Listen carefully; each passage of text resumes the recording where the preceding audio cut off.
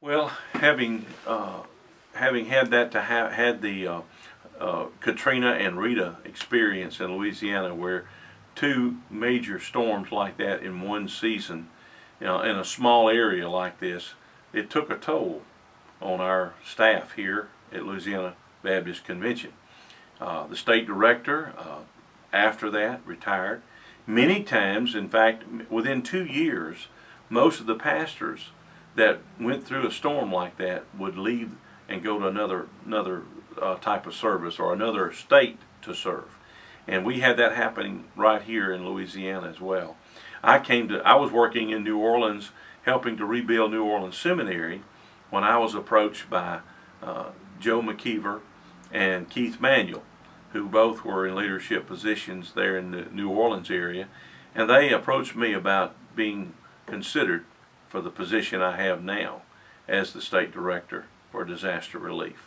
When I came in, there were probably about 20 to 40 units across the state, but it was not really to where you could really put your hands on it. Everything had been turned upside down, and we didn't have a real good handle on it.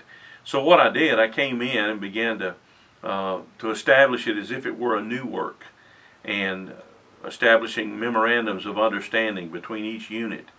And as it is today, we've got over 76 units across the state. We have 46 chainsaw units. We have about 12, I think, shower units. And we have 4 feeding units. We have generators. We have heavy equipment, things like this. So with all of that in the fleet, it'll come on up there, and we have about 3,500 trained volunteers in our database.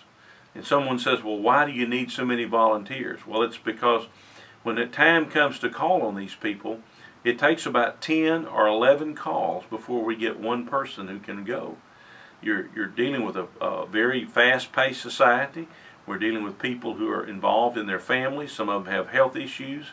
Some of them have vacations that they're on whenever these things happen.